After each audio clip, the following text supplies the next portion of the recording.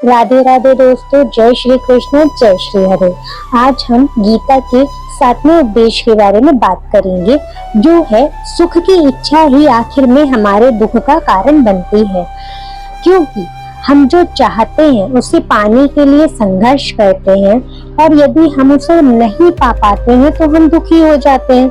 क्योंकि इच्छाएं असंतोष और निराशा पैदा करती हैं। और ये बात सच भी है कि हमारी जो इच्छाएं होती हैं किसी चीज को पाने की, जब वो हमें प्राप्त नहीं होती है तो हमें निराशा झेलनी पड़ती है और असंतोष होता है। उस चीज से हमें संतोष की प्राप्ति नहीं होती है, और इंसान ये नहीं सोचता कि जो होता है अच्छे के लिए होता है। अगर हमें ये नहीं मिल रहा है तो हमारा शायद भला छुपा होगा, क्योंकि वो नहीं सोच पाता है। हमारी इच्छाएं कभी खत्म नहीं होती। हम एक चीज को प्राप्त करने के बाद कुछ और चीजों की लालसा रखते हैं, इच्छा रखते हैं। इस तरह से हमारा अंतहीन इच्छाओं का सिलसिला चलता रहता है। और जो होता है ना, क्या है कि हम मतलब जो चाहते हैं वो हमें मिल भी जाए, तब भी हमारी और इच्छाएं जागृत होती रहती हैं कि अब मुझे ये चाहिए और अब मुझे ये चाहिए है। तो इस तरह से जो हमारा अंदर की इच्छाएं होती हैं वो कभी खत्म होती ही नहीं है। इंसान के अंदर की इच्छा कभी खत्म नहीं होती और ये सिलसिला आगे बढ़ता चला जाता है। एक के बाद एक इच्छा, एक के बाद एक इच्छा, ये हमारे आता ही रहता है। जब हम किसी चीज को पाने के लिए बेताब होते हैं और अगर वह चीज हमें प्राप्त ना हो तो हम दुखी हो जाते हैं। सुख की आसक्ति भी हमारे दुखों का कारण बन सकती है। जब हम सुख पाने के लिए बहुत अधिक आसक्त करते हैं, या कह सकते हो आप कि हम बहुत ही ज्यादा प्रयत्न करते हैं, तो हमें बाद में जो हम कभी भी सुख हमसे दूर हो जाता है। अगर हम ज्यादा सुख पाने के लिए सुख के ही पीछे भागते रहेंगे तो सुख हमसे उतना ही दूर जाता रहेगा। और ये बात सच भी हो जाती है। ये हर इंसान अपने जीवन से रिलेट भी कर सकता है इस बात से। तो हमें बहुत दुख होता है जब हम हद से ज्यादा सुख पाने के लिए भागते हैं, तो हमें उसके बाद बहुत ज्यादा दुख होता है। क्योंकि जो चीज हमें नहीं मिल रही, हमें मालूम है अगर हमें मिलनी होगी तो वो थोड़े से प्रयास से भी मिल जाएगी, और अगर हमें नहीं मिलनी होगी तो हम चाहे पूरी जिंदगी उस चीज के पीछे भागते रहेंगे, हमें नहीं मिलेगी। और जब हमें कोई चीज नहीं मिलती है तो हमको दुख होता ही होता है। यदि हम सुख दुख को समान रूप से लेते हैं तो हमें दुख कम होगा, लेकिन इंसान ऐसा नहीं करता। वो सुख और दुख को समान तौर पर कभी लेता ही नहीं है, कभी सोचता ही नहीं है कि सुख है तो दुख आएगा, अगर दुख है तो सुख आएगा ही।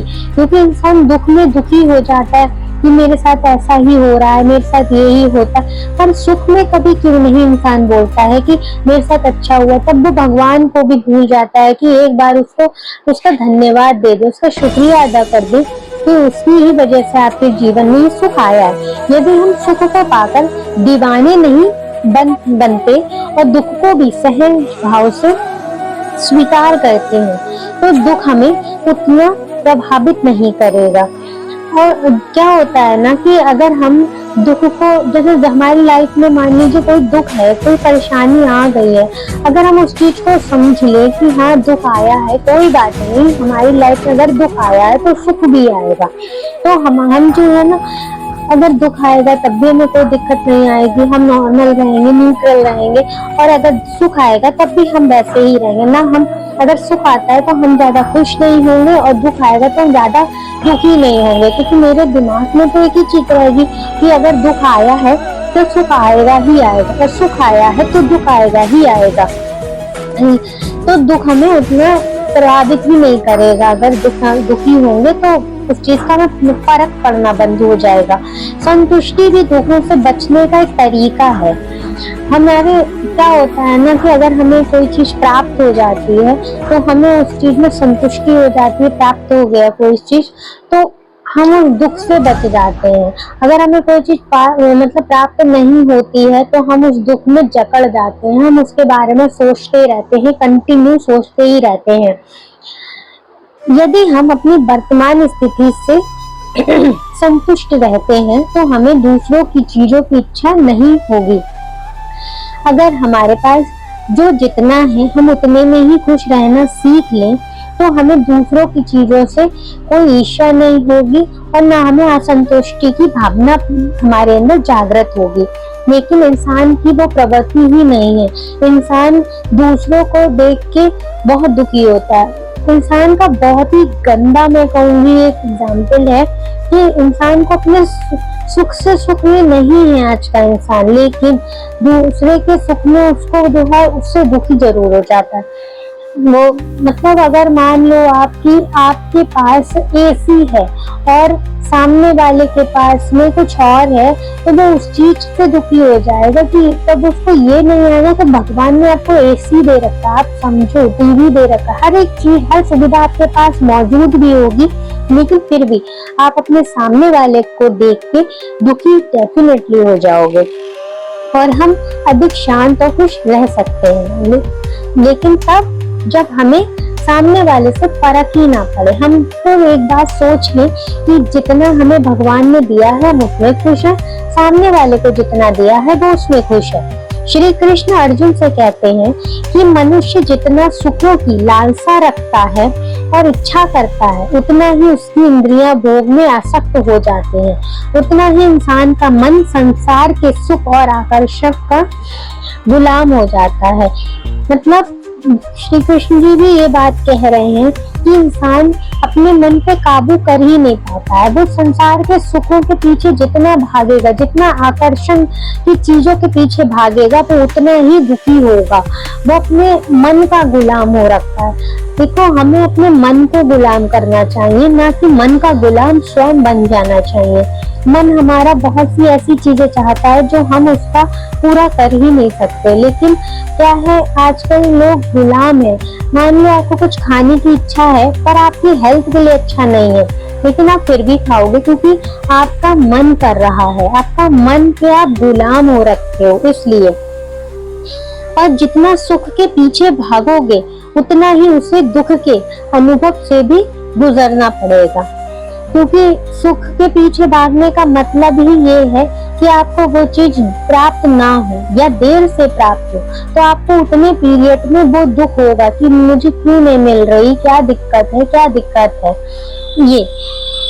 क्योंकि यह संसार का नियम है, जो चीजें शुरू में मन को खुश करती हैं बाद में उतनी ही दुख देती हैं। जो चीजें बहुत कठिन लगती हैं बाद में हमें बहुत काम आते हैं। क्या होता है ना कि ये संसार का एक नियम बन गया है, और है भी नियम कि मन को हमारे जो अच्छा लगता है हम उसी में सुख ढूंढ लेते हैं। ये क्या है, जो मान लो बच्चे होते हैं, छोटे छोटे बच्चों को सुख किसमें मिलता है, मन उनका कितने खुश होता है पार्क में घूमने से, खाने पीने से। लेकिन क्या है, अगर हमारा मन अगर किसी से बात करने से अच्छा है, खुश है, तो हम उसी में सुख ढूंढ लेंगे। फिर अगर वो इंसान हमसे बात ना करे या हमें इग्नोर करे तो हमें उससे फिर दुख होता है, फिर हमें परेशानी होती है। अगर मान लो आपका कोई रिलेटिव हो, कोई दोस्त हो, कुछ भी हो, और वो आपके संग ऐसा बिहेव करे एक टाइम के बाद, तो आपको उस चीज से तकलीफ होने लगेगी। जो चीजें बहुत कठिन लगती हैं बाद में हमें बहुत काम आती हैं।